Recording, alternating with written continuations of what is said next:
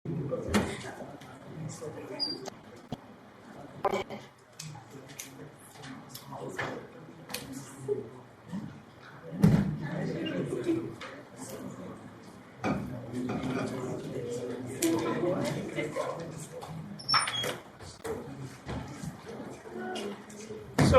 how is everybody?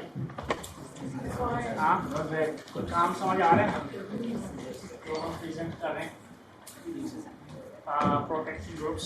So, let me get an this is first time you guys got the idea about the protecting groups, or did you ever read about it somewhere in your course? Yes, sir. In DS. Yes, with detail, different types of protecting groups. Yes, sir. Okay. Not much. Not much. Okay. So yesterday, what did we see? Does somebody remember?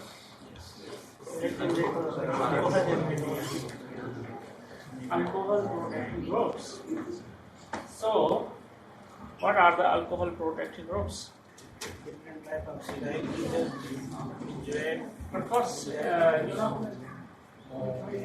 can you remember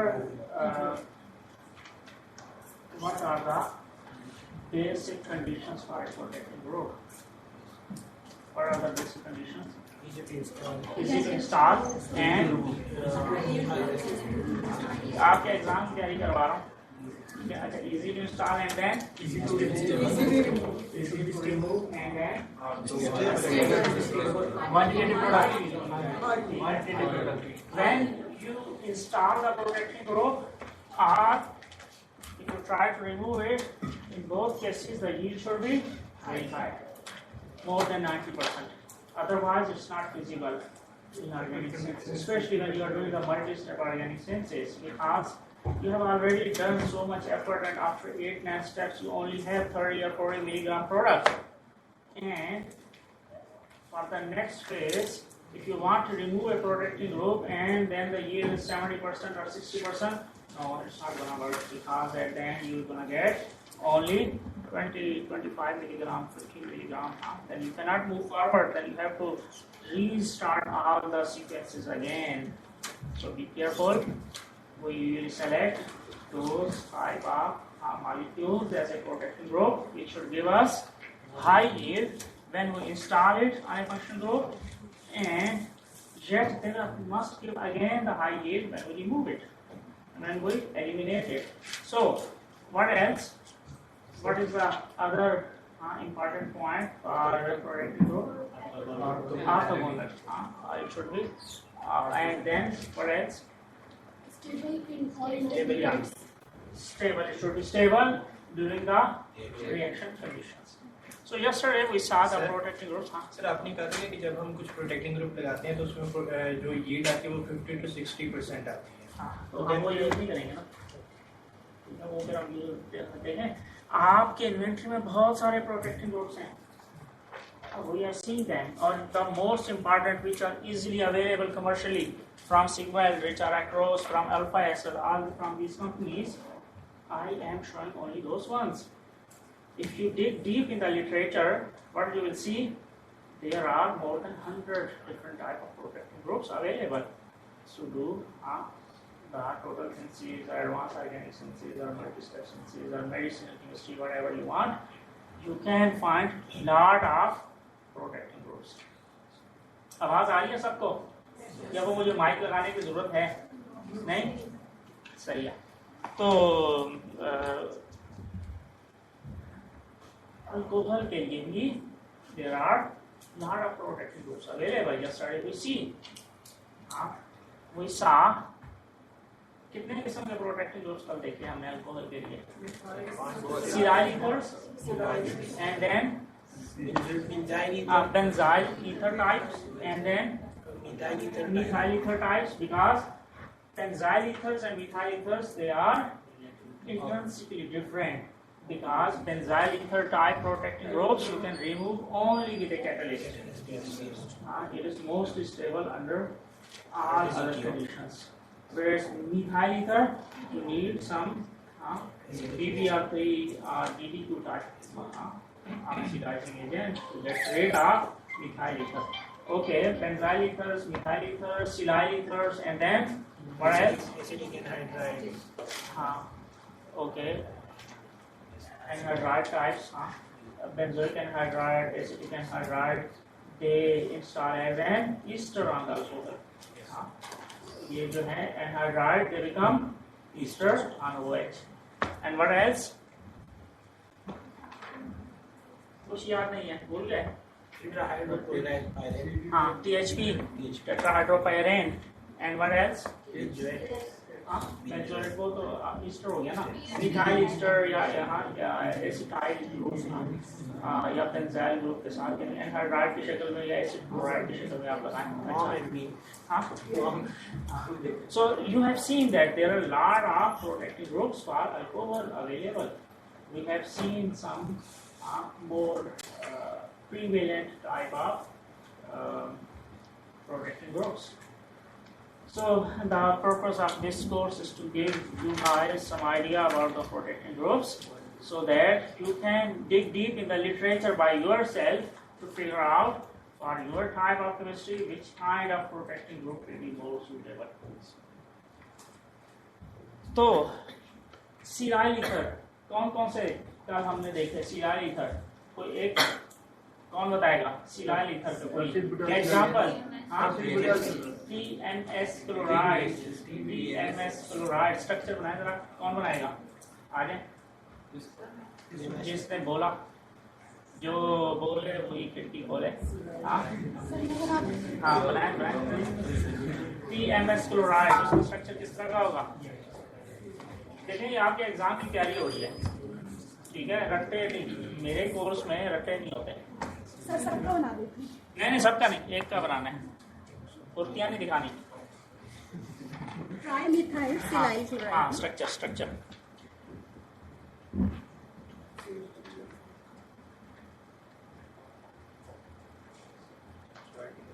जबरदस्त और आगे अच्छा इसको आपने install करना हो alcohol के ऊपर which conditions you will need it sir organic solvent देंगे हाँ कोई सॉल्वेंट और sir organic base yes because आपके पास Cl है इसको सॉल्ट बनाएंगे ऑर्गेनिक बेस थोड़ा सा एक्सेस में डाल के ठीक है ऑर्गेनिक बेस आपका हेल्प करेगा H को रिमूव करने के लिए क्योंकि आपने एक्सेस में डाला हुआ है then what it will help to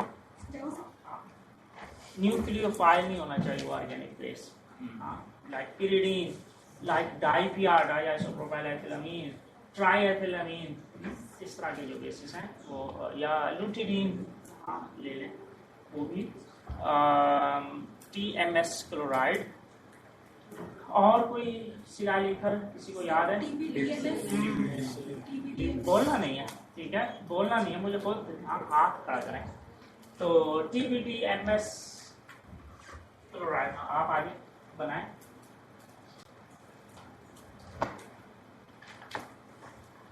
structure बनाना है TBDMS क्लोराइड का वो मतलब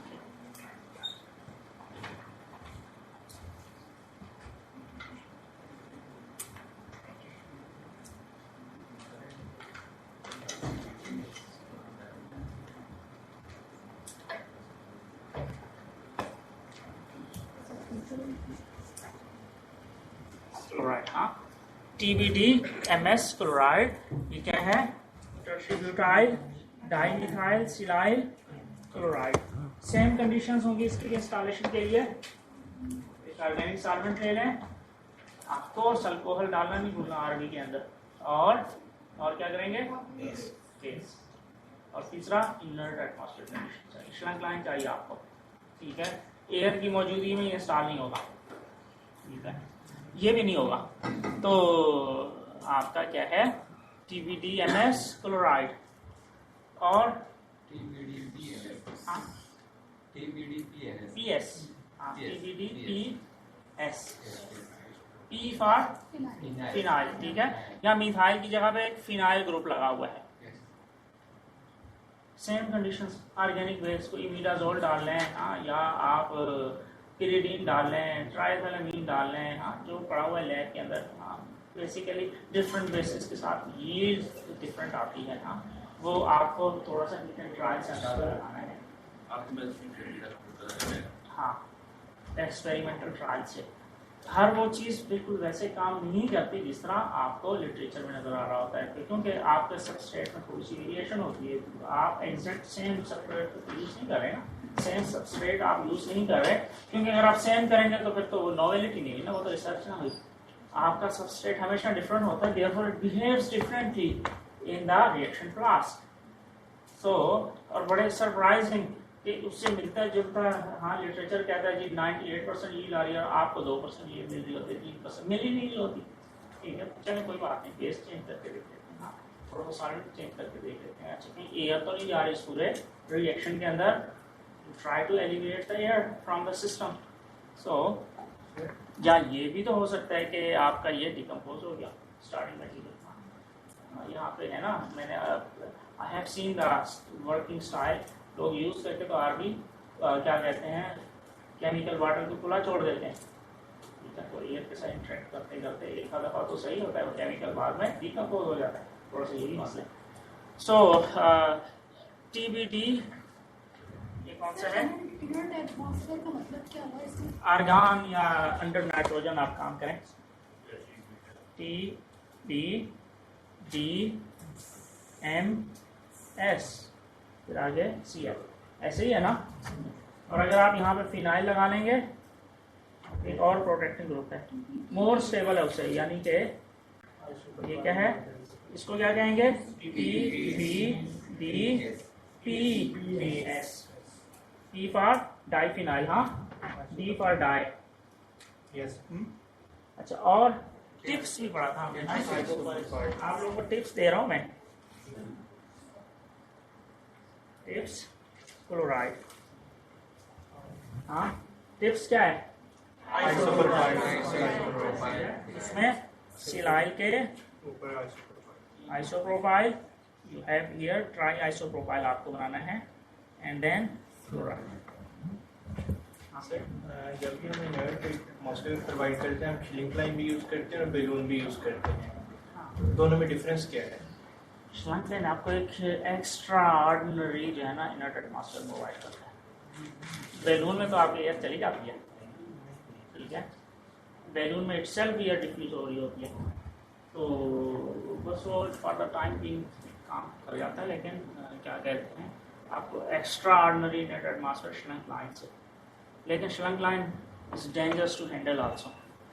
ठीक है, एक्सप्लोजन होते हैं उसमें, क्या कहते हैं, जब भी उसके साथ काम कर रहे हो तो आपने एनक भी पहना हो और बेहतर है कि आगे फेस शील्ड भी लगाई हुई हो। तो टिप्स क्लोराइड हो गया, तो ये तो हो गए हमारे silyl ether type protecting groups. फिर बेंजाइल ईथर हो गए और मिथाइल ईथर हो गए। फिर मोम और मील पढ़ा था हमने, हाँ, वो तो फिनोल के, हाँ, अल्कोहल के लिए भी यूज हो जाता है। ठीक है, तो मोम क्या है? मिथॉक्सीमिथाइल ठीक है, और मीन 2-मिथॉक्सी। आप लोगों को स्लाइड्स मिलती थी? नहीं मिला, मैंने भेज के दिया था उनको, गरीब साहब को, लेकिन मैं यहाँ भी छोड़ जाता हूँ, यहाँ से भी उठा लिया करें, USB ले आया करें। हाँ, ईमेल मेरा आ गई होगी, कल की नहीं है, सपोज की है नहीं, लेकिन ड्राइवर ने चेक करता अक्सर ड्राइव पे अपडेट हो जाता नहीं है इसमें। चले मैं उन्हें याद करा दूँ। लेकिन यहाँ पे आपके डेस्कटॉप पे भी मैं लेक्चर्स के बाद यहाँ छोड़ देता हूँ, आप यहाँ से उठा लें। उसका PDF नहीं है सर, बाकी वो पार्ट आया है, रिकॉर्डिंग आई है, अच्छे से रिलीज की है। So these are sterile ethers. अच्छा, और कौन सा है प्रोटेक्टिंग ग्रुप?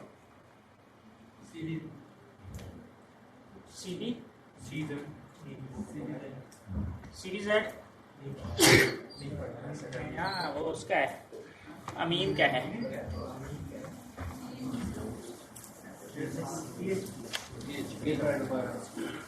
अमीन का अल्कोहल का है।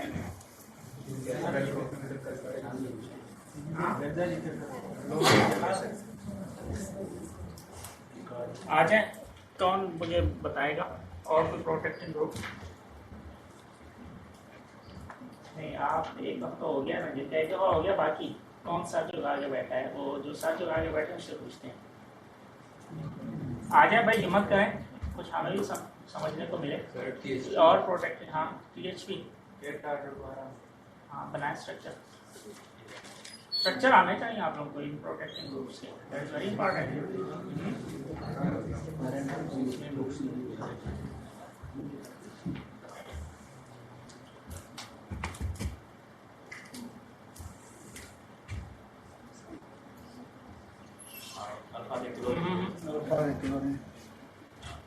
डबल बॉन्ड यहाँ पे डबल बॉन्ड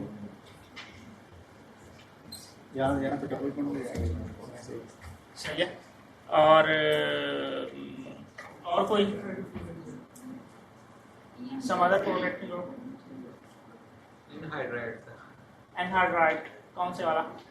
एसिटिक एनहाइड्राइड हो गया, बेंजोइक एनहाइड्राइड हो गया, हाँ एसिटिक एनहाइड्राइड। और किस कंडीशन पे? नहीं एसिटिक एसिड नहीं होगा। Acetic anhydride, you need to add some base, organic base डालेंगे तब वो जो है अल्कोहल को रिजेक्ट करेगा, otherwise it will not reject an alcohol. Keep in mind, very important, you have to add an organic base like BMAP. BMAP is थोड़ा सा strong है organic base, लेकिन आप क्रीनिन यूज कर लें, ट्राइथैलेमीन यूज कर लें, माइल्ड ऑर्गेनिक बेसिस हैं। हाँ अच्छा, और any other protecting group? हो गया बेंजोइक एनहाइड्राइड फॉर्म में जो है ना वो ज़्यादा अच्छी यील्ड देते हैं। बेंजाइल क्लोराइड भी हम यूज़ कर सकते हैं ट्राइथैलेमीन के साथ। और कोई मिथाइल था? हाँ वो बेसिकली एसिड को एक्टिवेटिंग के तौर पे काम करता है। आप ओसू ग्रुप की बात कर रहे हैं ना, ठीक है। This is basically acid activating agent.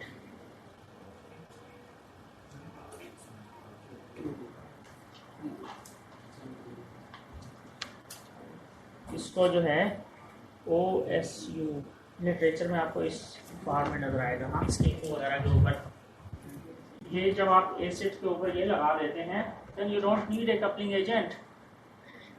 वरना एसिड को अल्कोहल के साथ रिएक्ट कराने के लिए या कार्बोक्सिलिक एसिड को अमीन के साथ रिएक्ट कराने के लिए you need different types of coupling agents. अगर तो सिंपल कपलिंग करनी है तो आप कार्बोडाइमाइड यूज करेंगे कोई, हाँ DCC, DIC, EDC, these are different types of carbodiamides। लेकिन अगर आप कोई कार्बन सेंटर है अल्फा पोजीशन के ऊपर, देन आप DCC या EDC नहीं यूज़ कर सकते। फिर आप क्या यूज़ करेंगे? HBTU, हाँ HATU, हाँ इस तरह के कपलिंग एजेंट्स। अगर आपको कार्बोडाइमाइड यूज़ करना है तो उसके साथ आपको कायरल सप्रेशन एजेंट डालना पड़ेगा, हाँ racemisation suppression agent like HOAD, HOBD, इस टाइप का। हाँ या ऑक्साइमा भी, पेप्टाइड सिंथेसिस वाले जो है ना ऑक्साइमा डालते हैं, आपने क्या कहते हैं पेप्टाइड के अंदर, ठीक है। तो HOBD डिफरेंट जो है रेसिमाइजेशन सप्रेशन एजेंट्स हैं, अगर तो क्या कहते हैं मॉलिक्यूल कायरल है। तो ये जो है ना बुनियादी तौर पे किसी कार्बोक्सिलिक एसिड को एक्टिवेट करने के लिए इस्तेमाल होता है। अगर आप ये लगा के ईस्टर बना लें कार्बोक्सिलिक एसिड के ऊपर, then you don't need a coupling agent for its reaction with some other function group like amine. You just have to mix it and put little bit sodium bicarbonate.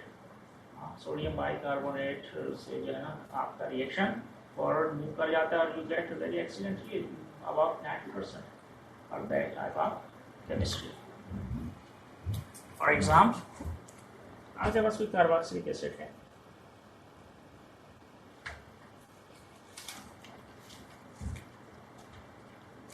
उसमें आप क्या डालते हैं? NHS। इसको itself जो है क्या कहते हैं? NHS, एनहाइड्रॉक्सी सक्सिनेमाइड, ठीक है। आप NHS डालते हैं उसमें, ऑफ कोर्स कपलिंग एजेंट शुरू में आप यूज कर लेंगे और फिर ये क्या बनेगा? ये बनेगा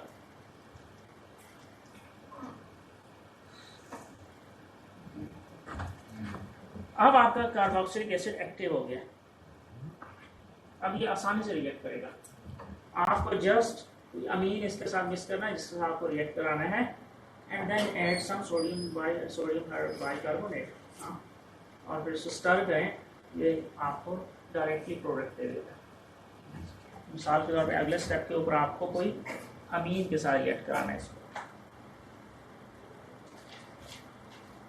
तो क्या होता है, तो ये प्रोटेक्टिंग ग्रुप से ज़्यादा एक्टिवेटिंग एजेंट है। तो आपका क्या बनेगा,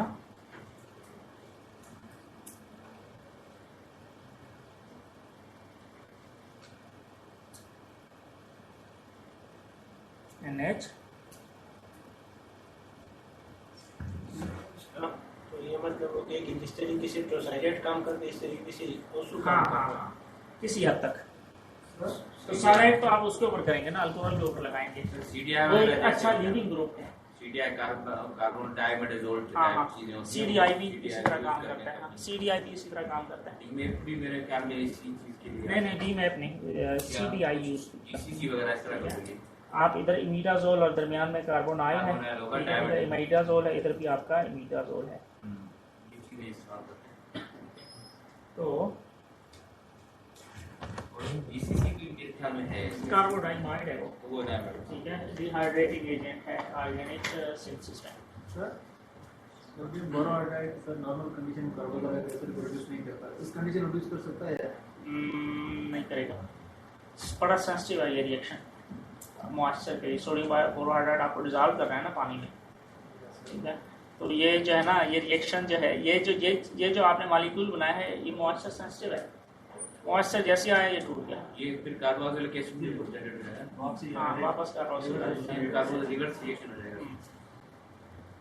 तो अच्छा, और कौन से protecting groups, what else other protecting groups, mom या मीम, किसी को बनाना आता है स्ट्रक्चर मॉम का या मीम का? हाँ, और आप उनको रिमूव करने के लिए BBR3 या ऑक्सीडाइजिंग एजेंट यूज करते हैं।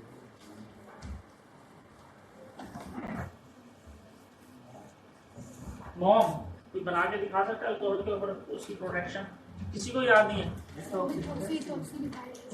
हाँ वो तो MEN है ना, हाँ वो मीन है।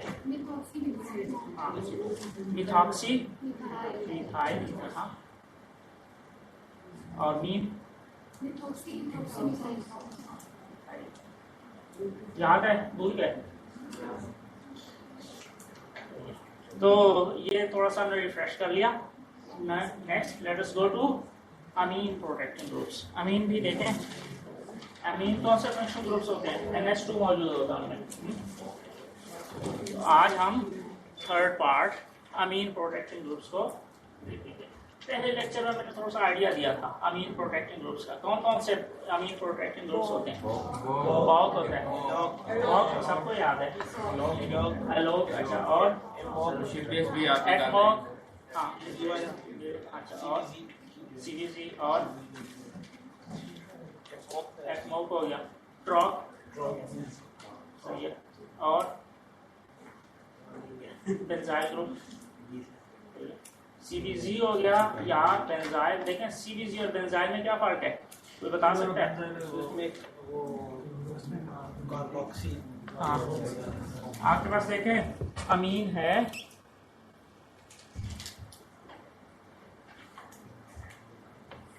आप इसमें बेंजाइल ब्रोमाइड डालेंगे, हाँ, तो क्या निकलना चाहिए? HBr निकलना चाहिए ना इसको वहाँ पे लगने के लिए। तो इट मीन्स यहाँ पे बेस डालेंगे ना, ऑर्गेनिक बेस, टाइपिया, एक अच्छा जो है ना बेस है। नाम सुना है? स्ट्रक्चर किसी को बनाना आता है टाइपिया का? इथाइलामाइन। ये है इसका स्ट्रक्चर, डाइआइसोप्रोपाइल, और इसका दूसरा नाम है हनक्स बेस, जिसने ये क्या कहते हैं बनाया था, डिस्कवर किया था, हनक्स बेस। ये न्यूक्लियोफाइल के तौर पे एक्ट नहीं कर सकता। इसके पास इतने क्या कहते हैं स्पेस है कि यहाँ पे सिर्फ हाइड्रोजन फिट हो सकता है। ठीक है, तो यहाँ से HBr निकलेगा तो क्या है, H यहाँ पे फिट हो जाएगा। ठीक है, H यहाँ पे फिट हो जाएगा, इतनी जगह है, और Br जो है बल्कि है तो वो Br इधर आ गया, तो ये एक साल्ट बन जाएगा। ठीक है, एक साल्ट बन जाएगा और वो क्रिस्टल बन के नीचे बैठ जाता है। आपने सिंपल फिल्टर कर लेना है। तो ये आपका अमीन है, इस पे NH, ये बेंजाइल ग्रुप है। ठीक है, ये बेंजाइल ग्रुप की प्रोडक्शन है। लेकिन अगर मैं CVZ की बात करूं, अच्छा इसको क्या कहते हैं, इस ग्रुप को BN ग्रुप कहते हैं। लेकिन अगर इसमें कार्बोनाइल है यहाँ पे तो वो क्या है, CVZ ग्रुप कहलाता है।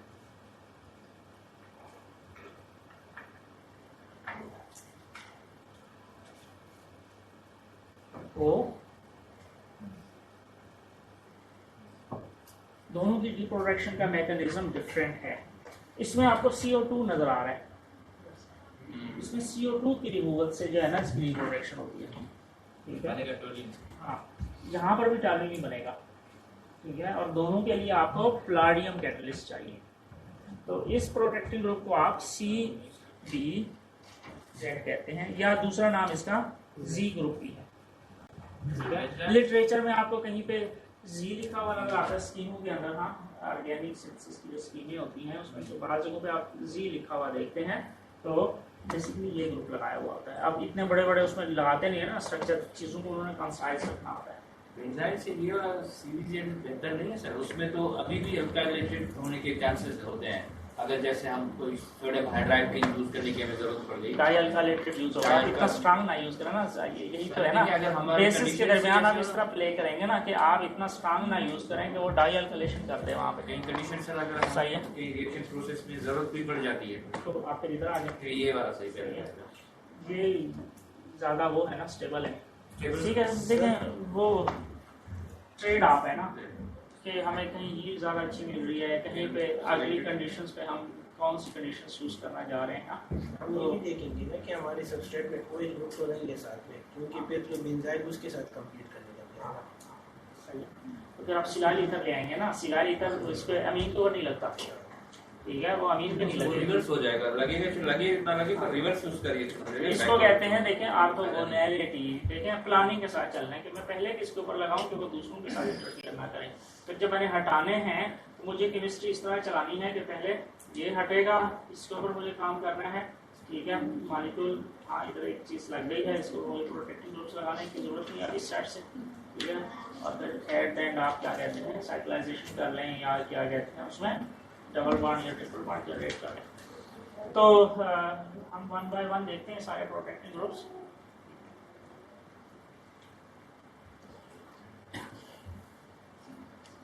तो अमीन प्रोटेक्शन कहाँ कहाँ काम आती है? पेप्टाइड सिंथेसिस जो है ना एक्सटेंसिवली अमीन प्रोटेक्शन पे बेस करती है।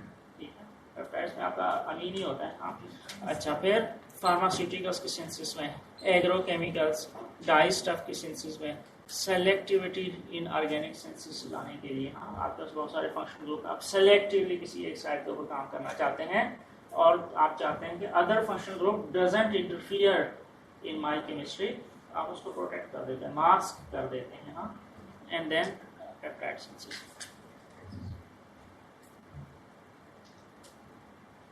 ये देखें समराइज कर दिया है कुछ प्रोटेक्शन ग्रुप जो अहम है।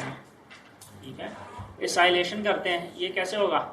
एसिटिक एनहाइड्राइड या एसिटाइल क्लोराइड यूज करना है या acetic acid with some catalyst. ठीक है, लेकिन जो सबसे आसान है वो एसिटिक एनहाइड्राइड बेस्ट है। आपने जस्ट मिक्स करना है और हिलाना है, लो ही आपकी प्रोडक्ट बनेगी।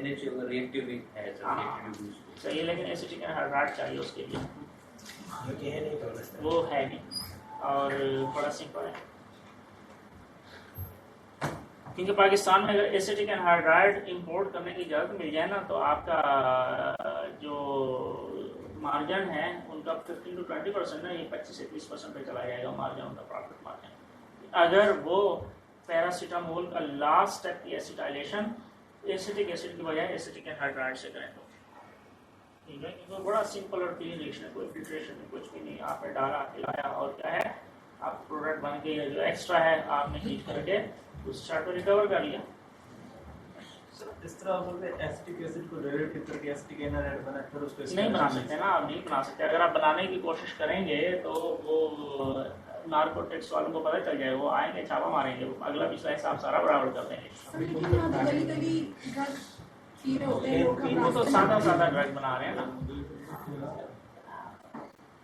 अब तो वो दौर खत्म हो गया, देखे ना, उन पाबंदियों का ये फायदा निकला ना कि एक वक्त था कि पाकिस्तान में हर पुल के नीचे इधर इधर उधर जाना आपको जहाज नजर आते थे, अब नजर नहीं आते, बहुत कम हो गए हैं, बहुत कम हो गए हैं। अभी डेढ़ ऑपरेशन हो रहा है। हाँ, और देखें वो सारी पाबंदियाँ लगी और उसका ये फायदा हुआ कि एटलीस्ट वो थोड़ा सा कम हो गया, बहुत कम नजर आते हैं।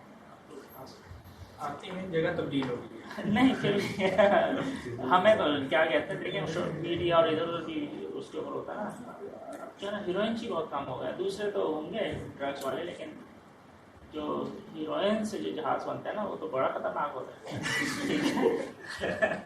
वो तो बहुत ही खतरनाक होता है और उसका कोई सोल्यूशन भी नहीं है। ठीक है, जो हीरोइन का एडिक्ट है देयर इज नो सोल्यूशन, और डेथ ही उसका सोल्यूशन है।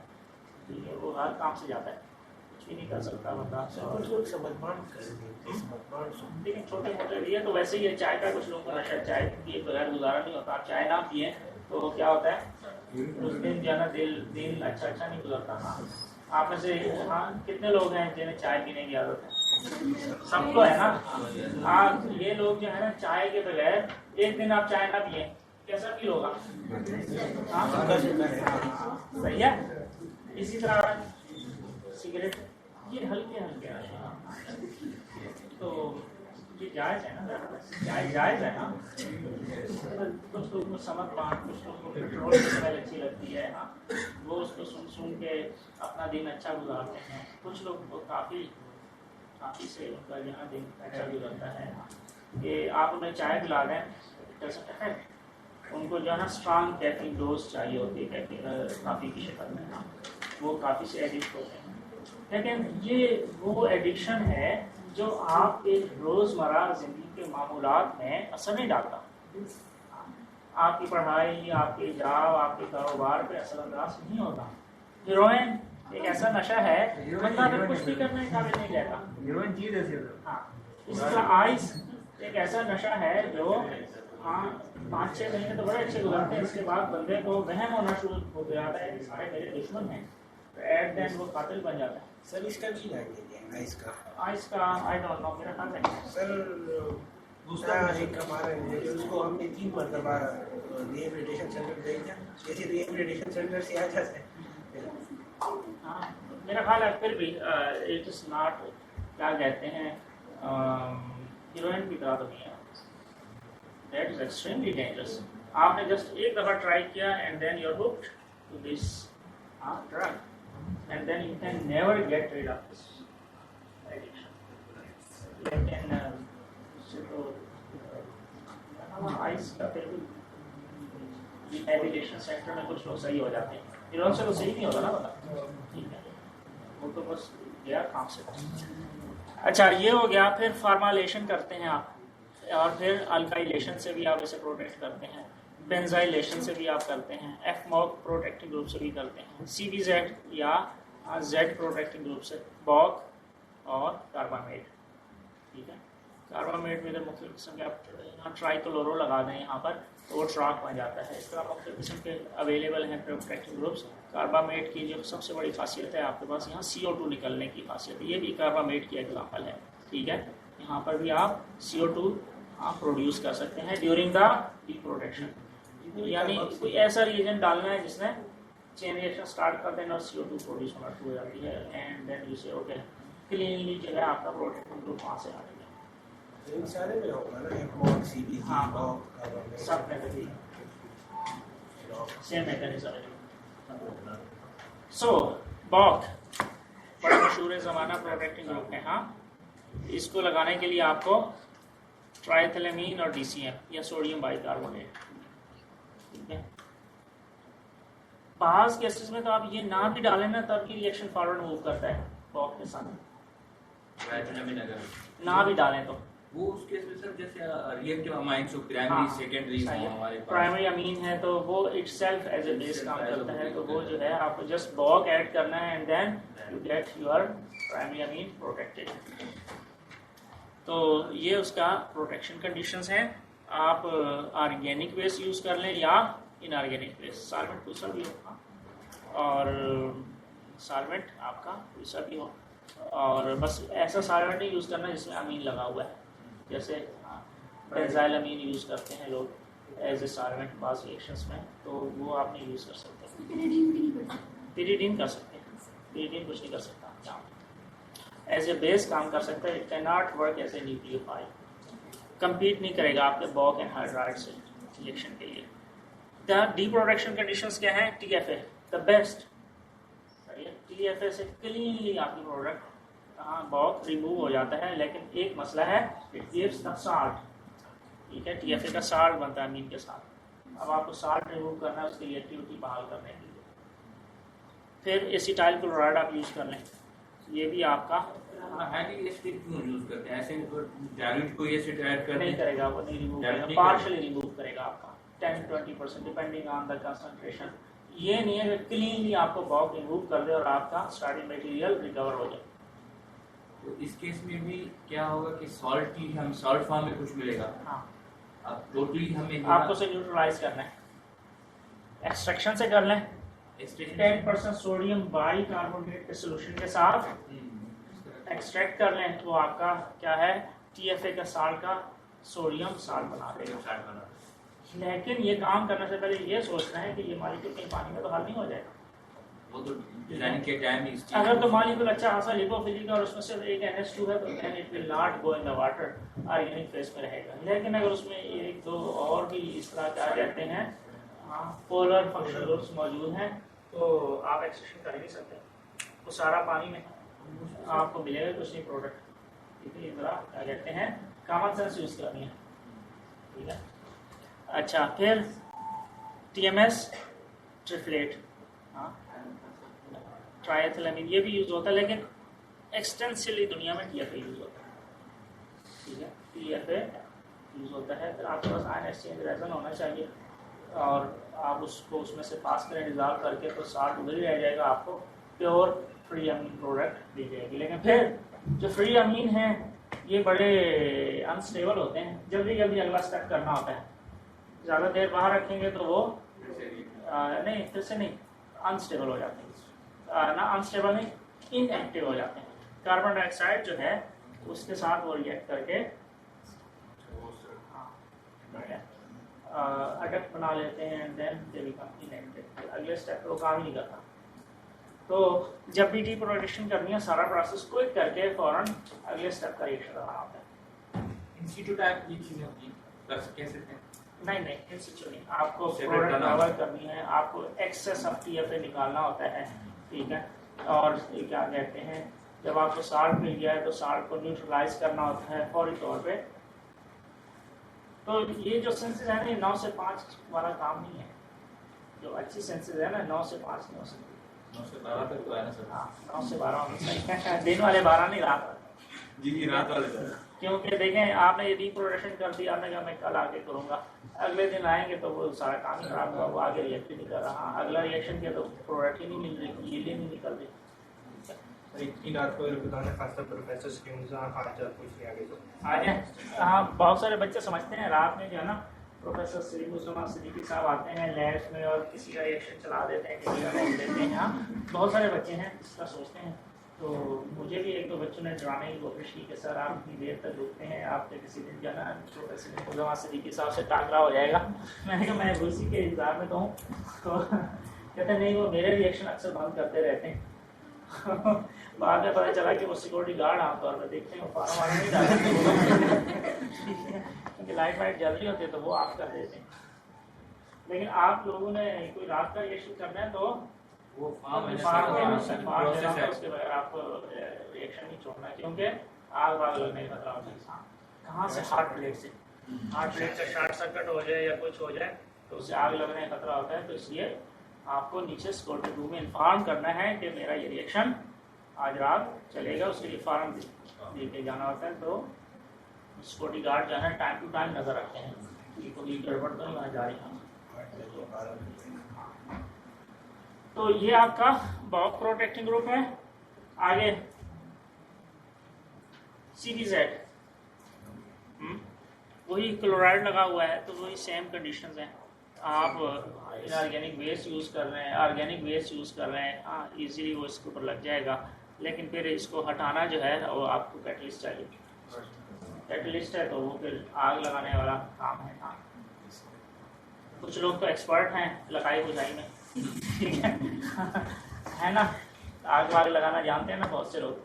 और थोड़ा सा जो एक्सपीरियंस हैं उनको तो मेरा ख्याल है मसला नहीं आएगा कैटलिस्ट के साथ हैंडल करने में। हाँ, तो platinum charcoal, be careful, it is pyrophoric, आग पकड़ लेता है आसानी से, स्पेशली जब उस पर सॉल्वेंट डालें तो उसको वो सॉल्वेंट ऐसे काम करता है जैसे आग के ऊपर आपने पेट्रोल डाला है।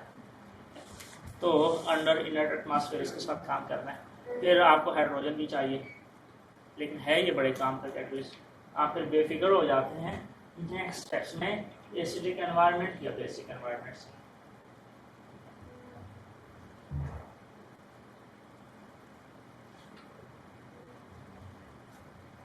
ये आपका बेंजाइल ग्रुप है, ये गलत लिखा हुआ है, BN आता है, ठीक है, BN आता है। तो हाँ, ये क्या है, बेंजाइल ग्रुप है। तो CBZ और BN ग्रुप में एक फर्क है। क्या फर्क है? जो लोग सोए नहीं हुए थे, हाँ, CO2 उसमें CO2 मौजूद है, उसका स्ट्रक्चर मौजूद है। हाँ, मैं दोबारा दिखा देता हूँ। ये आपका BN है, इसको इग्नोर कर दें, ये BN है, ठीक है, ये BN है। और पीछे मैंने आपको दिखाया था CBZ, ये देखें आपका एरोमेटिक रिंग लगा हुआ है और यहाँ पे क्या है, आपका CO2 मौजूद है, ठीक है, क्लोरोफॉर्मेट ना, क्या कहते हैं, कार्बामेट आप इसे कहते हैं, ठीक है, कार्बामेट ग्रुप है, ठीक है। इसे आप CBZ भी कहते हैं या Z प्रोटेक्टिव ग्रुप भी कहते हैं। कंडीशंस ऑलमोस्ट सेम हैं दोनों की प्रोटेक्शन के लिए, और दोनों को इंस्टॉल करने के लिए भी कंडीशन सेम है। देखें, जहाँ कहीं भी आपको क्लोराइड नजर आएगा या ब्रोमाइड नजर आएगा, ऑफ कोर्स आपको रिएक्ट कराने के लिए कोई बेस डालना है, ठीक है, ताकि रिएक्शन को फॉरवर्ड पुश करने के लिए आप HCl या HBr को रिकवर कर सकें रिएक्शन मिक्सचर में से। आप उसे रिकवर करेंगे, यहाँ साल्ट पार्ट बनाएंगे किसी बेस के साथ, देन आपका रिएक्शन फॉरवर्ड रिलीज करेगा और आपको एक्सीलेंट हील देगा। सर, इसमें एक और लिखा होता है HCl इथेनॉल में, तो पैलेडियम और चारकोल और हाइड्रोजन और HCl ये सारे एक साथ जाएंगे। पैलेडियम और चारकोल और उसके साथ आमतौर पर HCl भी यूज़ करते हैं, कुछ स्पेसिफिक केसेस में यूज़ करते हैं, ठीक है, कुछ स्पेसिफिक केसेस में यूज़ करते हैं और अदरवाइज नहीं यूज़ करते हैं। HCl कभी भी यूज़ करते हैं, एसिटिक एसिड यूज़ करते हैं। मेरा ख्याल है उसने फैज़ान ही आया, फैज़ान ने मेरा ख्याल HCl यूज़ किया है अपने लास्ट स्टेप में, ठीक है, बेंजाइलिडीन और बेंजाइल ग्रुप को रिमूव करने के लिए। तो एसिटिक एसिड उससे हो नहीं रहा था, हमें जो है ना यील्ड नहीं मिल रही, स्टार्टिंग मटेरियल जा ही नहीं रहा था। 2-3 दिन तक हमने प्रोटेक्शन की, हाइड्रोजन प्रेशर भी हमने 5 बार तक रखा उसमें बेंजाइल की केस में। तो जब एसिटिक एसिड डाला, ठीक है, लिटरेचर को पढ़ने से हमें हिंट मिला कि एसिटिक एसिड अगर आप थोड़ा सा डाल लें तो ये जो है ना रिएक्शन फास्ट हो जाता है, क्लीनली जो है ना रिमूव हो जाता है। तो बाज़ केसेस में थोड़ा सा एसिटिक एसिड या ट्राईफ्लोरो एसिटिक एसिड से काम चलाते हैं इस ग्रुप को रिमूव करने के लिए, लेकिन नहीं ज़रूरत पड़ती। मोस्ट ऑफ द केसेस हमने हमेशा देखा है कि जब भी आपके पास ये प्रोटेक्टिंग ग्रुप है, देन सिंपली इस कंडीशंस के ऊपर निकल जाता है। HCl एक एक्स्ट्रा लिखा हुआ है, इसकी ज़रूरत नहीं है आपको, ठीक है। तो ये 2 कंडीशंस और ये भी है कि सर वजह पता है क्या, आपका HCl जो है ना साल्ट बना देगा, वो आपको ज़्यादा कॉम्प्लिकेशन में डाल देगा, ठीक है। मकसद ये है कि काम को सिंप्लीफाई करना है ना, वजह इसकी कि आपका स्टेप बढ़ जाए और जब साल्ट बना लिया तो फिर उसको न्यूट्रलाइज करने में आपका टाइम भी लगेगा और आपकी यील्ड भी मुतासर होगी। यील्ड बहुत ही अहम है ना, यील्ड से तो फिर आगे सारे काम होते हैं। आप पहले दूसरे तीसरे स्टेप में सारी यील्डें गंवा के बैठे हैं तो आगे कैसे चलेंगे। अच्छा, आपका ये है क्या है, एसिटिक एनहाइड्राइड यूज करते हैं, सिंपली लग जाता है अमीन के ऊपर, लेकिन बास केसेस में आप थोड़ा सा ऑर्गेनिक बेस डाल दें, ठीक है, रिएक्शन विल स्मूथली और आपको क्वांटिटेटिव यील्ड दे देगा। इसको हटाने के लिए आप HCl मेथनॉल का मिक्सचर यूज करें, थोड़ा सा हीट कर लें, या आप क्या करेंगे, बेस हाइड्रोलिसिस, एसिड हाइड्रोलिसिस कर लें या बेस, ये ग्रुप इजीली रिमूव हो जाता है। लेकिन KOH चाहिए, NaOH से नहीं होता ये रिएक्शन, ठीक है, तो KOH से इजीली रिमूव हो जाता है। हीटिंग भी चाहिए इसका। ये कैसे लगा होगा आपके ख्याल में? हाँ, इसका भी एनहाइड्राइड मिलता है, ठीक है, इसका भी एनहाइड्राइड मिलता है, उसका एनहाइड्राइड लगाया गया है यहाँ पे, ठीक है। फिर वही ऑर्गेनिक वेस्ट डाल लें, पिरिडीन कर लें, ट्राइएथिलीन डाल लें, डाइथिया डाल लें, आप ल्यूटिडीन डाल लें, कोई भी सॉरी ऑर्गेनिक वेस्ट कर लें, तो उससे जो है ये क्लीनली इसके ऊपर इंस्टॉल हो जाता है। इसको हटाने के लिए सोडियम मेथॉक्साइड यूज़ कर लें या पोटेशियम कार्बोनेट। ये माइल्ड है और ये थोड़ा सा स्ट्रांग बेस है, तो माइल्ड बेस कर लें या स्ट्रांग बेस कर लें। हमेशा काम किससे करना है, माइल्ड से, कि बाज़ अगर वो अच्छी यील्ड देता है। स्ट्रांग बेस का मसला ये है थोड़े से साइड रिएक्शन चला देते हैं, हाँ, थोड़े से और मसाइल पैदा कर देते हैं। काम हमेशा माइल्ड रिएजेंट से करना है, क्योंकि माइल्ड रिएजेंट जो है अगर आपको क्लीनली प्रोडक्ट दे रहे हैं तो आप लाजमी है थोड़ा मारना है। तो ये डिप्रोडक्शन कंडीशंस हैं। मिथाइल कार्बामेट, देखें ये ग्रुप क्या है, कार्बामेट है, ठीक है। ये जिस डिप्रोडक्शन के दौरान यही कार्बामेट ग्रुप कार्बन डाइऑक्साइड बन के एलिमिनेट हो जाता है, हाँ, इजीली। तो ये देखें आपका फिर क्लोराइड है, ऑर्गेनिक बेस यूज करेंगे और इस मिथाइल कार्बामेट को रिमूव करने के लिए HBr यूज करेंगे, थोड़ा सा स्ट्रांग बेस, स्ट्रांग एसिड। और फार्मामाइड, आपको इसके लिए क्या है, इथाइल फार्मेट यूज कर लें, हाँ, एसिटाइल फार्मेट यूज कर लें, और बेस हो गया, और फिर एसिड हाइड्रोलिसिस या बेस हाइड्रोलिसिस से ये रिमूव हो जाएगा।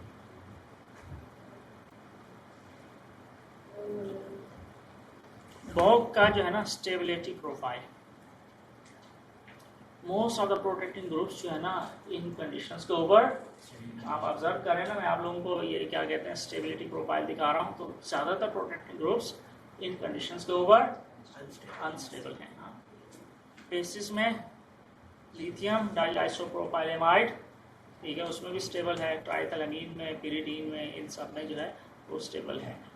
ये जो है ना आपका अल्काइल लिथियम हो गया और हाँ लिग्नार्ड रिएजेंट हो गया, उसमें जो है ये नहीं ठहरेगा। इसी तरह ये जो रिड्यूसिंग कंडीशन है जिंक HCl थोड़ी सी स्ट्रांग है, तो उस कंडीशन के ऊपर भी ये नहीं ठहरेगा। लेकिन हाइड्रोजन निकल हो गया, हाइड्रोजन रोडियम हो गया, या हाइड्रोजन पलाडियम हो गया, हाँ, वो पलाडियम चारकोल एंड हाइड्रोजन जो है आप बेंजाइल ग्रुप या CpZ को रिमूव करने के लिए इस्तेमाल करते हैं, लेकिन उस कंडीशन के ऊपर इसके ऊपर कोई इफेक्ट नहीं पड़ता।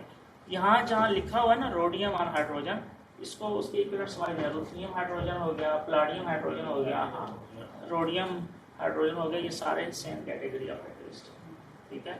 यहाँ पे जहाँ जिंक HCl लिखा हुआ है, यहाँ पे टिन HCl भी आप उसे कंसीडर कर सकते हैं, रिड्यूसिंग एजेंट जो भी है, ठीक है, वो एक और कैटेगरी है आपकी रिड्यूसिंग एजेंट्स की। टिन HCl हो गया, जिंक HCl हो गया, और यहाँ पे एक और है रिड्यूसिंग एजेंट्स की कैटेगरी, जिसमें आप हाँ रोडियम, प्लाडियम, इरिडियम, हाँ ओस्मियम, और ये दूसरी कैटेगरी है। इस कैटेगरी पे ये आपका स्टेबल है।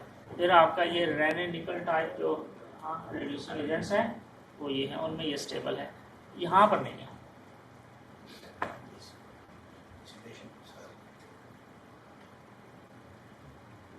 लट्टे नहीं लगाने इसको, सही है, पता चले बच्चे बैठ के लट्टा लगा लें, हाँ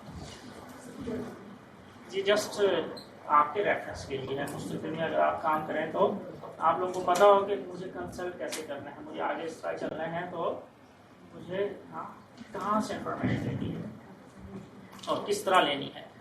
आगे आपके हाँ ये जो है ना ये बेसिस हो गए। अदर्स में ये आपका DCC डाइसाइक्लिक हेक्साइल कार्बोडाइमाइड हो गया, हाँ ये कपलिंग एजेंट है। थायोनाइल क्लोराइड, इसी तरह इनोलेट्स ये सारे स्टेबल हैं। और लिथियम एल्यूमिनियम हाइड्राइड वो जो है उस पर पार्शली स्टेबल है। बेर्ज रिडक्शन की कंडीशन जो है जिसमें सोडियम और अमोनिया आप यूज़ करते हैं उसमें भी ये स्टेबल है। बेंजाइल कार्बामेट ये सारी जो है ना इस पे अनस्टेबल है। यहाँ पे भी देखें ना, ये मैंने कहा ना पलाडियम और ये इस तरह कोई सा भी कैटलिस्ट आप यूज़ करके आप इसको रिमूव कर सकते हैं। न्यूक्लियोफाइल्स, इलेक्ट्रोफाइल्स, हाँ ये रिड्यूसिंग कंडीशन हो गई, ऑक्सीडाइजिंग कंडीशन हो गई, इन पे मोस्टली स्टेबल है एक्सेप्ट इन कंडीशंस की। एसिटामाइड्स इन कंडीशंस पे अनस्टेबल है, इसमें मिक्सचर देगा और बाकी ये जो कंडीशंस आपकी स्टेबल है। जब भी काम करना है तो प्लानिंग के लिए हाँ इन चीज़ों को आप देख लीजिएगा। इसलिए मैं आप लोगों को स्लाइड में दे रहा हूँ। हॉस्पिटल में किसी को शौक चुराए सेंसिस करने का तो, लेकिन बहुत सारे बच्चे कर रहे हैं सेंसिस, ठीक है, तो उनके लिए हेल्पफुल होगा ये।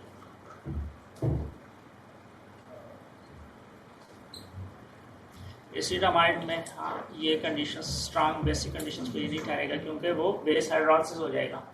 आप इसको एसिड हाइड्रोलिसिस या बेस हाइड्रोलिसिस से रिमूव कर सकते हैं। तो ये बेस हाइड्रोलिसिस की कंडीशंस हैं। थोड़ा न्यूट्रल मीडियम में हाँ हाँ ये एटमोक है। बेसिक कंडीशन में ये अनस्टेबल है। रिमूव करने के लिए आप ऑर्गेनिक बेस मोस्टली यूज करते हैं, अमीन बेस्ड ऑर्गेनिक बेसिस। पिपरिडीन हो गया, मार्कोलिन हो गया, ट्राइएथाइलिन इसे नहीं रिमूव कर सकता, डाइपिया भी नहीं इसे रिमूव कर सकता, पिरिडीन भी नहीं इसे रिमूव कर सकता। तो इसको रिमूव करने के लिए आपको प्राइमरी या सेकेंडरी टाइप ये उसकी स्टेबिलिटी प्रोफाइल है। किन कंडीशंस के ऊपर आपको ये स्टेबल मिलेगा और किन कंडीशंस पे ये प्रोटेक्टिंग ग्रुप आपको अनस्टेबल मिलेगा। अभी हमने एफओफ नहीं देखा ना, अभी हमने कौन सा देखा है? बॉक देखा है, सीबीसी देखा है, अलोक देखा है, स्ट्रोक नहीं देखा। सही है, एफओफ देखने को आगे स्लाइड्स पे आ रहे हैं। बेंजाइलामीन, हाँ बेंजाइल टाइप प्रोटेक्टिव ग्रुप्स वो जो है इन कंडीशंस के ऊपर मोस्टली ठीक है। देखें ये यहाँ से आपको हेल्प मिलती है ना कि मुझे प्रोटेक्टिव ग्रुप अगर लगाना है कौन सा लगाऊं। आप सोचेंगे अगला स्टेप मुझे ये करना है, उसके बाद ये स्टेप करना है, इसके बाद ये स्टेप करना है, हाँ तो उसमें ये कंडीशन, इसमें ये, तो आप फिर इसकी हेल्प लेंगे ना।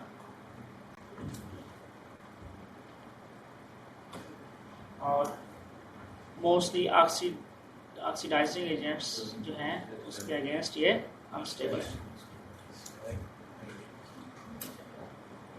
ट्राइफिनाइल मेथिलामीन ये भी एक प्रोटेक्टिंग ग्रुप।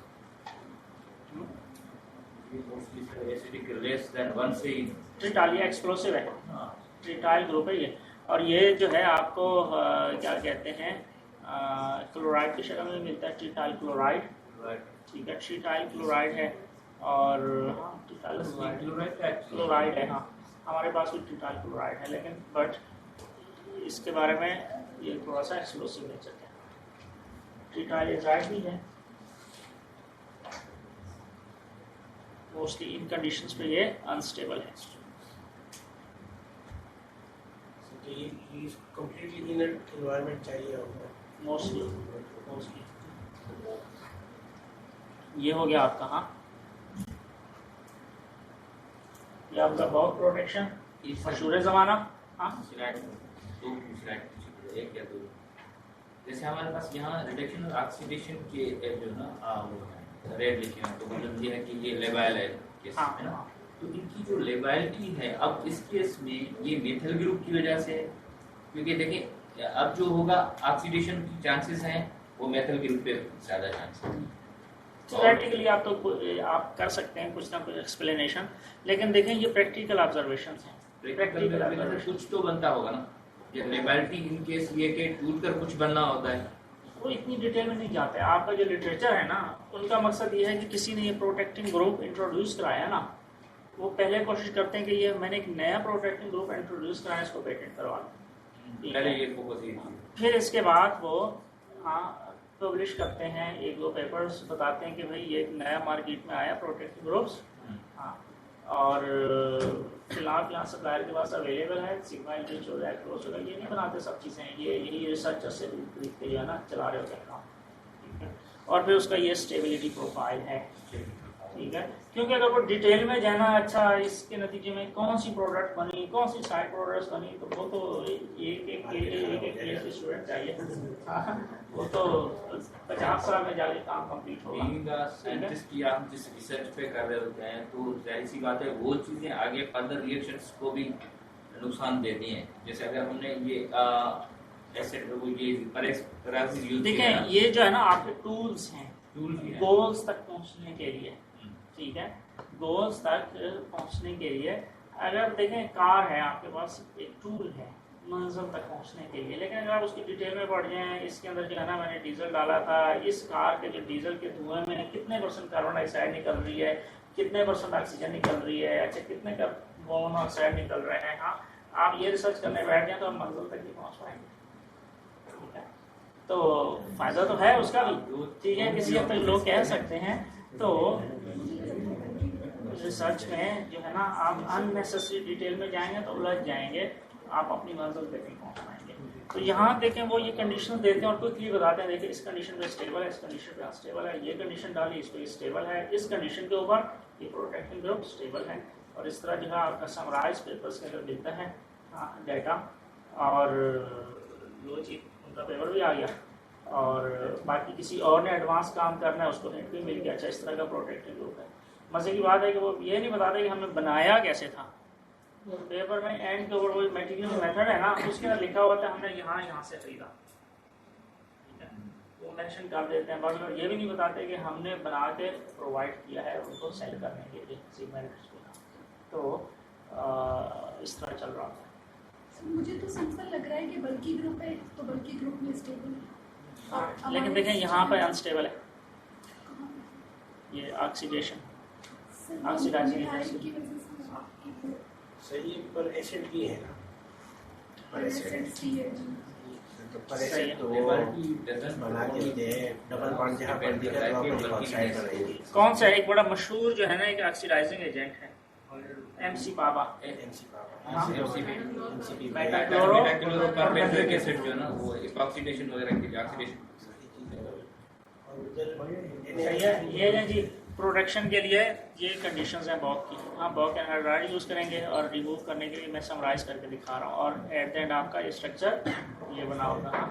तो मैं अगर आपको ये इस तरह का स्ट्रक्चर बना के दूँ और आगे से सवाल करूँ कि ये कौन सा प्रोटेक्टिव ग्रुप लगा हुआ है, ट्रॉक, एटमॉक, अलोक या बॉक, आपको आइडेंटिफाई कर इतना तो कर लेना चाहिए ना,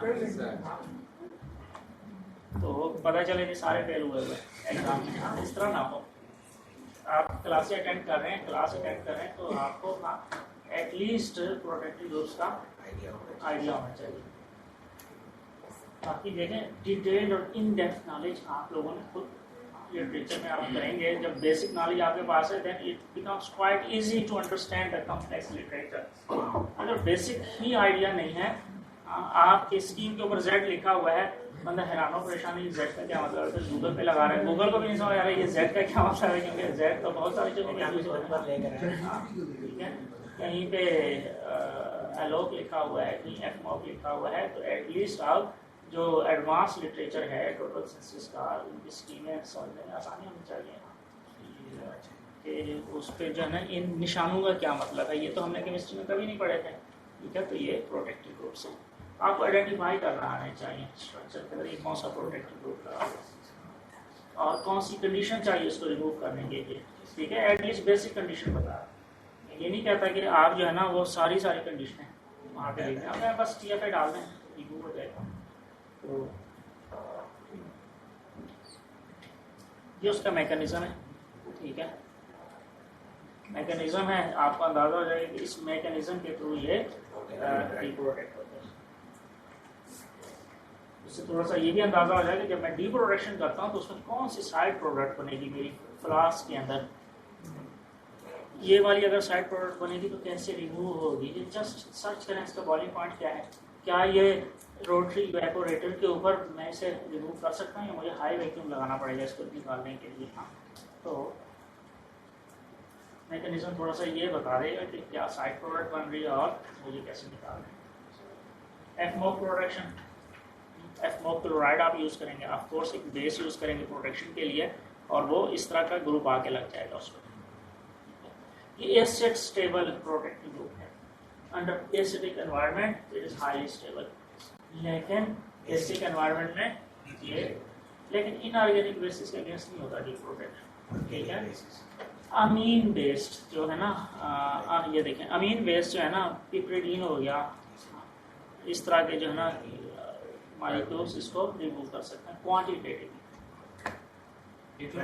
रिएक्टिव है सर? नहीं, वो नहीं करेगा, पार्शली कर देगा, डिपेंडिंग आता मॉलिक्यूल 4-5% रिमूव कर देगा, 10% रिमूव कर देगा, बाकी मेजर जो बल्क प्रोडक्ट है वो प्रोटेक्टेड मौजूद है।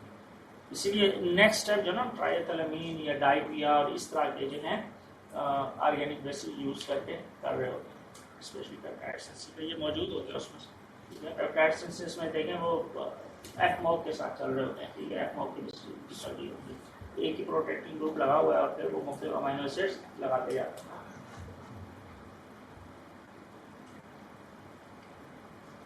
ये हो गया, ठीक है, ये इस तरह लगेगा और ये यहाँ पर अटैच हो जाएगा।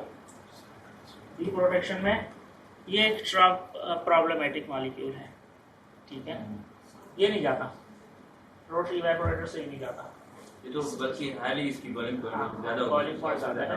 ये हम आमतौर पे क्या कहते हैं सिंथेसिस लैब में इसको हेक्सेन और मेथनॉल के एक्सट्रैक्शन से निकालते हैं।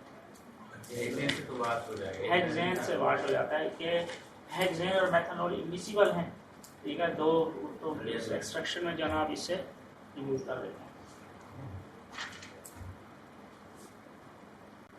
ये उसका मैकेनिज्म है।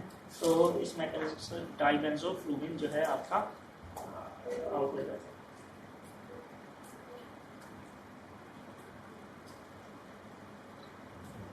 ये मुख्तलिफ किस्म की जो है ना कंडीशंस दी हुई हैं जिन कंडीशंस के ऊपर ये रिमूव होता है, ठीक है। तो डाइपिया से 50% रिमूव होगा 10 आवर्स में, but most of the cases DIPEA कोई ज़्यादा वो नहीं इफेक्टिव नहीं है रिमूव करने के लिए। ये द बेस्ट है पिपरिडीन, ठीक है। कितने 6 सेकेंड या 20 सेकेंड 5% पिपरिडीन यूज़ कर लें या 50% मार्फोलिन में 1 मिनट में आपका रिमूव हो जाता है। एलोक,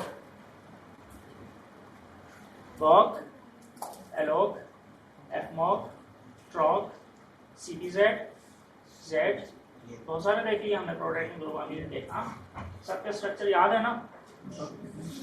ये हैरान हो परेशान बैठे हुए बच्चे, they are very much. So alloc chloride आप यूज करें, हाँ, you will use the alloc chloride with a base, this any type of base, organic base, and then for the removal of this you need palladium, tetrakase, triphenylphosphine, palladium, oxidation state क्या है यहाँ पे palladium की? Inorganic chemistry वाले या organometallic chemistry वाले? Sir यहाँ तो 0 है ना? 0 है, ठीक है। ऑक्सीडेशन स्टेट palladium का 0 है। तो अंडर दिस कंडीशंस ये जो है डीप्रोटेक्ट हो जाएगा। प्लाटिनम चारकोल से भी हो जाएगा, लेकिन ये एक्सीलेंट हील देता है, ठीक है। प्लाटिनम चारकोल ज़्यादा टाइम लेगा, शायद हाइड्रोजन का प्रेशर 2 बार या 3 बार ले लेगा। Hydrogen pressure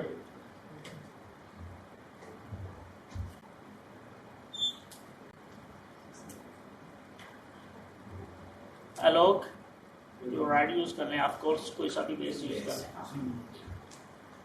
non nucleophile organic base, nucleophile नहीं कोई यूज करना, ठीक है।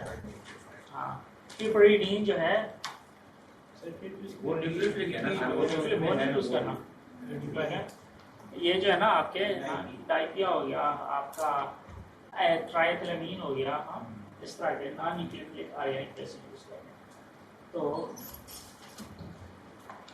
इस हालत में भी मिलता है आपका एलोक, एनहाइड्राइड में भी मिलेगा, हाँ, और एलोक क्लोराइड भी मिलेगा, हाँ, मार्केट में डिफरेंट अवेलेबल है। ये सबसे सस्ता है, alloc bromide, alloc chloride there, हाँ, ये थोड़ा सा महंगा है, तो ये भी महंगा है, ये अवेलेबल नहीं है मेरा ख्याल है। ब्रोमाइड वाले भी महंगे होते हैं हाँ? क्लोरीन से, ब्रोमाइड वाले भी क्लोराइड से ज़्यादा महंगे होते हैं, अनस्टेबल भी होते हैं, अनस्टेबिलिटी होती है, रिएक्टिव भी अपने हिसाब से रिएक्टिव भी ज़्यादा होते हैं, लेकिन हाईली अनस्टेबल भी होते हैं। लाइट वाइट पड़ते हैं तो वो क्या है, डिकम्पोज होते हैं।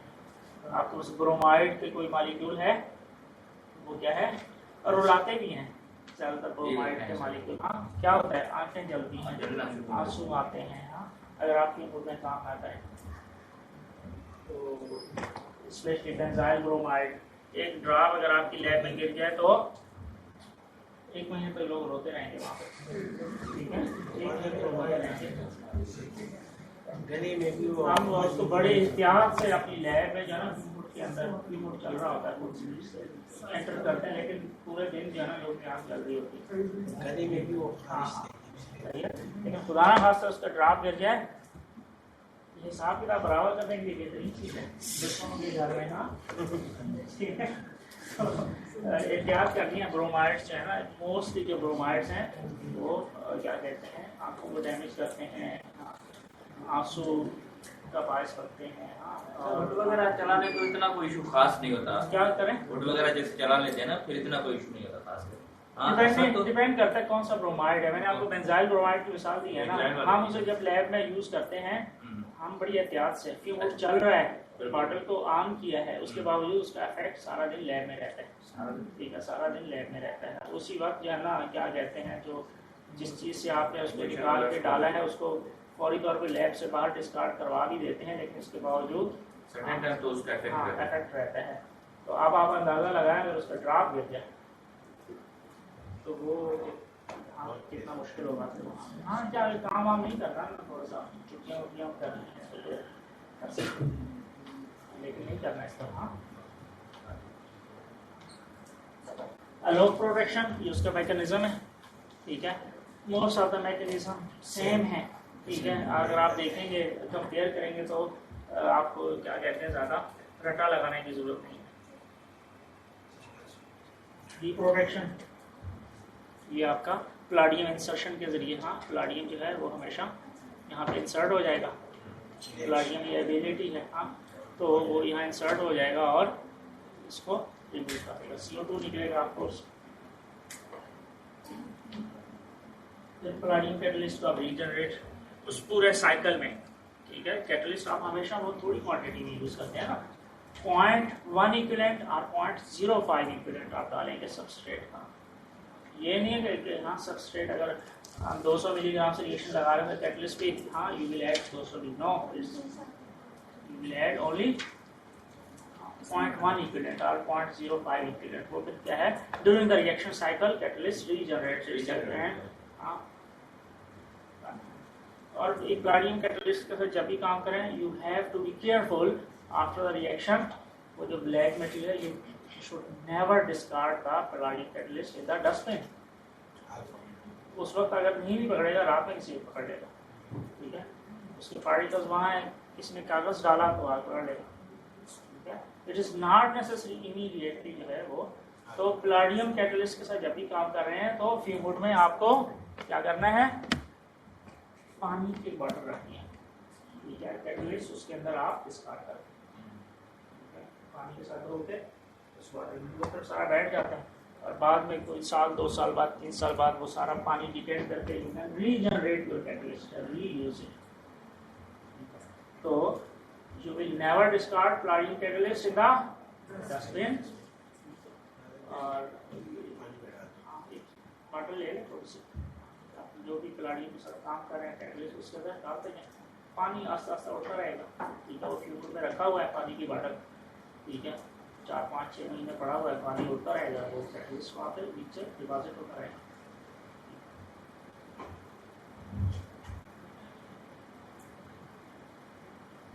तो मैकेनिज्म में जो है ये कैटलिस्ट, वो जो साइकिल चलता है कैटलिस्ट का, तो वो इस तरीके से आपका पैलेडियम कैटलिस्ट रीयूज होता है in the deprotection sequence. Troc protection, Troc भी तो CBZ की तरह का है ना, जस्ट यहाँ पे you have remove the aromatic ring with 3 chlorides, ठीक है, और 2,2,2 ट्राइक्लोरो इथॉक्सी कार्बोनाइल। तो दिस इज ट्रॉक। और ट्रॉक की अच्छी बात यह है कि ये जिंक इंसर्शन से जाता है, zinc HCl। You have to use the zinc dust, ठीक है, zinc powder with HCl, then you can easily get rid of this protecting group. It means this protecting group is stable under acidic conditions, basic conditions और दूसरा reduction conditions, ठीक है, तीनों condition में stable है। तो हाँ, लेकिन इस कंडीशन पे जाएगा। Platinum and charcoal can not remove it, rhodium और hydrogen can not remove it, ठीक है। प्लाटिनम हाइड्रोक्साइड, पर्ल में कैटलिस्ट जो है वो भी इसे रिमूव नहीं कर सकता, ओनली जिंक और HCl। Tin HCl also can not remove it. So only ये जो है स्पेसिफिक इसका वो है डिप्रोटेक्शन एजेंट। तो ये क्या कहते हैं, किसी गैस की मौजूदगी में आप उसको वो करेंगे, most common protection condition Troc chloride with PDD, ठीक है, in DCM, Troc chloride in DCM और THL। इस वेरिकोलर Troc chloride with sodium hydroxide और सोडियम बाइकार्बोनेट इन वाटर, ये जो है ना रिएक्ट करेगा। ये तो सेम सर, सेम है, ठीक है। तो प्रोटेक्शन मैकेनिज्म हो गया, एंड देन डिप्रोटेक्शन ये है। हाँ, आप जिंक पाउडर और HCl यूज कर लें, और ये जो अमलगम है, अलाइज हैं मेटल्स के, हाँ, जिंक लेड या कैडमियम लेड, वो भी that can also be used for the deprotection of Troc group. It is more rarely used. Reduction with electrolysis also removes the trog group. Sugar chemistry हम बहुत ज़्यादा use करते हैं, carbohydrate chemistry में you use trog group extensively. Fascinating point is that under the right conditions, ये जो है क्या है, ट्राइमिथाइल टिन हाइड्रोक्साइड। क्या चीज़ है ये, बहुत ज़्यादा यूज होता है लैब में, हाइड्रोलिसिस करता है, आपको पता है ये। जिस तरह बेस हाइड्रोलिसिस होती है, potassium hydroxide has ability to break the ester bond, sodium hydroxide, lithium hydroxide, similarly trimethyl tin hydroxide. लेकिन इसकी बड़ी खास बात है कि अगर आपकी अल्फा पोजीशन पे एक हाइड्रोजन मौजूद है ईस्टर में, वहाँ पे इनोलेट पाथवे से क्या है, रेसिमाइजेशन होती है। अगर आप सोडियम हाइड्रोक्साइड यूज करें या पोटेशियम हाइड्रोक्साइड यूज करें, आप you get the epimers, you have to use trimethyl tin hydroxide to provide the epimerization. इसमें ये एबिलिटी है कि ये जो है एपिमराइजेशन नहीं होगा, सिलेक्टिव है ये, selectively it can remove, ना, it can remove the methyl group of ester selectively.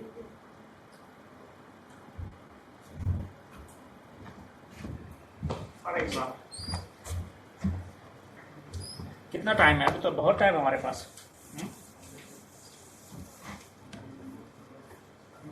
मैं आपको एग्जांपल देके शायद समझ आए जो मैं कहना चाह रहा हूँ।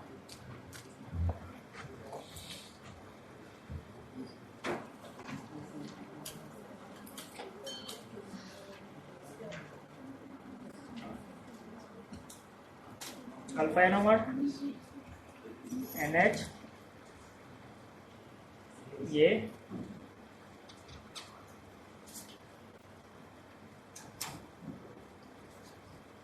this,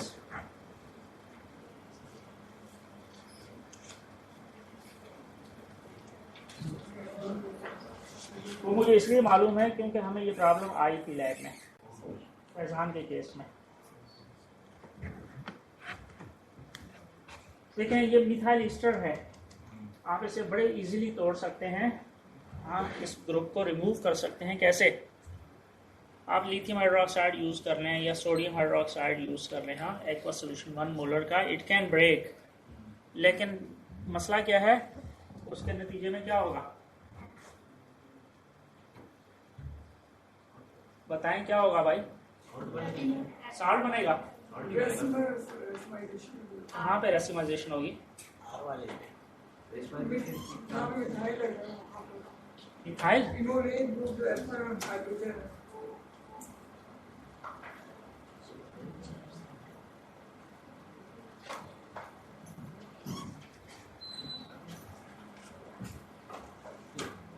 पता है क्या होगा?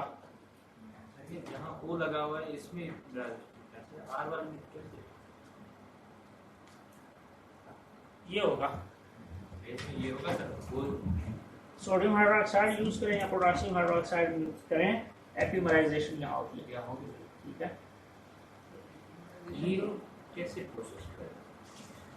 ये आपका क्या कहते हैं, इस हाइड्रोजन को रिमूव करता है, नाइट्रोजन के इन सही है, और फिर जब दोबारा हाइड्रोजन फिर वो दोनों साइडों से आगे जाता है ना, ठीक है, और इसमें क्या है आपका, हाँ, you get mixture of R and S here. कि आप इनवेज यूज करेंगे तो वो SN1 पार्ट पे से मुझे इसलिए पता है कि ये प्रॉब्लम हमें लैब में आई है, ठीक है। तो फिर then what did we use this thing Me3SN and of course हमें याद नहीं था ना, लेकिन जब NMR आया तो उसमें साफ नजर आया तो 2 डायस्टीरोमर बने हैं। तो लिटरेचर हमने सर्च किया तो हमें ये मॉलिक्यूल मिला। ये क्या कहते हैं, इससे जो है जब आप करते हैं तो ओनली आपका जो है ना स्टीरियो केमिस्ट्री इंटैक्ट रहती है, ठीक है, रिटेन रहता है, ठीक है। ये बड़ा माइल्ड सा है, लेकिन देखें ये ट्रॉप को रिमूव कर देते हैं, ठीक है। ट्रॉप स्ट्रांग एसिडिक कंडीशंस में कहीं नहीं जाता, स्ट्रांग बेसिक कंडीशंस में कहीं नहीं जाता, ठीक है, इट स्टे देयर। आप reducing conditions platinum on charcoal और इस तरह की कैटलिस्ट यूज करें, डजंट मूव एनीवेयर। लेकिन एक माइल्ड सा बेस आपने डाला, you have added a mild base like trimethyl hydroxide और ट्रॉप, और वहां से देखें केमिस्ट्री इज अनएक्सपेक्टेड। तो therefore we need the labs. अगर तो हर चीज़ एक ही पैटर्न पे चले तो फिर लैब्स की जरूरत नहीं है ना। आप एक चीज़ करिए, इसके बाद कहें कि आप हर तरह का मॉलिक्यूल जो है एक ही पैटर्न पे काम करेगा और एक ही यील्ड देगा, नो इट्स नॉट पॉसिबल। जैसे हमारे पास ये कंटेनिंग मोस्ट ऑफ यार कार्बोवेट containing, there is variation in just groups, some of the group, जैसे हमारे पास एलोग हो गया, बोग हो गया, जो हमारे पास कार्बोक्सिल के ओ साइड वाले ग्रुप है उन पे वेरिएशन है। हालांकि जो मेन रिएक्टिव साइड है वो तो एक ही है और मैकेनिज्म भी कंप्लीटली सेम है, फिर भी उनमें वेरिएशन ऑफ स्टेबिलिटी और जो डिप्रोटोनेशन और डिप्रोटेक्शन जो होता है वो, इस तरह के सारे प्रोसेस में जो ना चेंजेस वेरिएशंस हैं। तो मॉलिक्यूल की उस रिएक्टिविटी जो मकसद है, ट्राई टू अंडरस्टैंड, आपकी जो टेक्स्ट बुक है उसमें जो रिएक्शंस और कंडीशंस हैं दे आर जनरल, ठीक है। या पेपर में अगर आप पढ़ते हैं कि रिएक्शन यील्ड किसी की 80% आई हुई है, 90% आई है, अक्सर तो देखें झूठ होता है, ठीक है। सिंथेटिक केमिस्ट डंडी मारता है यील्ड के अंदर, वो कभी भी ईमानदारी से अपनी यील्ड नहीं बताएगा कि मेरी जो है यील्ड 60% आई है।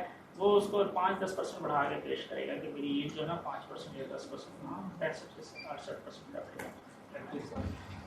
लेकिन उन्हीं रिएक्शन कंडीशंस के ऊपर आप अपना सबस्ट्रेट यूज करके रिएक्शन करेंगे तो you will never get the same yield, और it is quite possible you will never get a reaction also.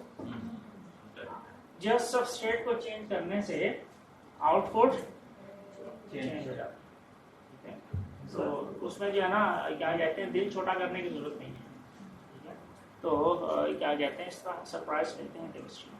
अच्छा हाँ, क्या सवाल है? सोडियम हाइड्रोक्साइड रेसिमाइजेशन कैसे करते हैं वो पास वो यहाँ से हाइड्रोजन निकालेगा ना, इनोल बनेगा, इनोल बनेगा, अल्फा हाइड्रोजन, और फिर जब दोबारा हाइड्रोजन की एडिशन होगी तो वो किसी भी ओरिएंटेशन में जा सकता है। क्योंकि देखें आप NOH है ना, तो वो यहाँ पहले ONA बनेगा ना, फिर अगले स्टेप में आप क्या करेंगे, HCl के जरिए आपको ONA को OH में तब्दील करना है ना, ठीक है, नेक्स्ट स्टेप में।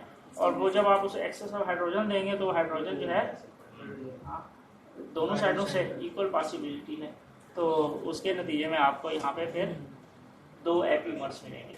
ये 2 डायस्टियोमर्स भी सर अगर ये एस होगा तो ऐसे ही रहेगा, हाँ जैसे हाँ आर के बजाय हाँ, अगर एस होगा तो ऐसी रहेगा। ठीक है, आर है तो आर, लेकिन अगर बेस, हाँ ये वाले बेस हैं जो हाइड्रोलिसिस के लिए यूज होते हैं, तो एसिड भी एसिड भी वही करता है, वो भी हमने करके देखा हो है। सकता सही है, वो भी यही करता है। हाँ तो ये साइज बड़ा है स्टीरियो। हाँ हाँ, वो एक साइड ब्लॉक कर देते हैं ब्लॉक कर देते हैं। प्रॉबेबली। ये उसका प्रोटेक्शन मैकेनिज्म है, प्रोटेक्शन है। जिंक जो है वो अपना काम किस तरह करता है, फ्री रेडिकल पाथवे के जरिए, और at the end you get this thing. ये भी जो है ना वोलेटाइल मॉलिक्यूल है, सिंपली रोटरी इवेपोरेशन से you can get rid of this. Drop protection ये देखें, ड्रॉप ऑल्सो यूज कर लें, ठीक है। ये नहीं नहीं, ये क्या कहते हैं, एक और प्रोटेक्टिव ग्रुप है, क्या है, टीओ। टीओ क्या है, trimethyl silyl ethoxy carbonyl oxy succinate. Commercially available नहीं है, लेकिन लिटरेचर में है, ठीक है, लिटरेचर में है, और मेरा ख्याल है बनाने का मेथड भी मिल जाएगा कोई बनाना चाहे, ठीक है। और you can also develop a protective group, कोई ज़्यादा बड़ी तब्दीली तो नहीं है ना। जैसे बेंजाइल ग्रुप है, बेंजाइल के पैरा पोजीशन के ऊपर आपने मिथॉक्सी ग्रुप लगा दिया तो पीएमबी प्रोटेक्टिंग ग्रुप हो गया। वो तो शायद अवेलेबल भी लैब्स में हो सकता हाँ। है ये चीजें। आप पैरा की बजाय मेटा के ऊपर लगा के देखें हाउ डज इट है, तो आपका अपना प्रोटेक्टिंग ग्रुप हो गया, नया हो ये गया। बेसिस पे भी यार देखना चाहिए। प्रोटेक्टिंग ग्रुप जो है ना वो हेलाइट उसमें से है, हाँ। या तो एसिड हेलाइट्स में चल रहा है या अल्काइल हेलाइट्स जैसे। हाँ, लेकिन देखें बेंजाइल ग्रुप जो है अमीन के ऊपर आप यूज करते हैं ना प्रोटेक्शन के लिए, पैरा पोजीशन के ऊपर मिथॉक्सी लगा दें तो पीएमबी प्रोटेक्टिंग ग्रुप हो गया। डेरिवेटिव हो जाएगा। हाँ, डेरिवेटिव हो गया, ठीक है। अब पैरा की वजह मेटा के ऊपर किसी ने नहीं रिपोर्ट किया हुआ, ठीक है, वो कर दें आप, एक नया प्रोटेक्टिंग ग्रुप हो गया, भाई हमने प्रोटेक्टिंग बनाया है। सर ऐसा नहीं कर सकते हम कि एंजाइमेटिक रूट के तहत करें तो हमें प्रोटेक्टिंग ग्रुप की ज़रूरत ही ना पड़े। एंजाइमेटिक रूट से जी।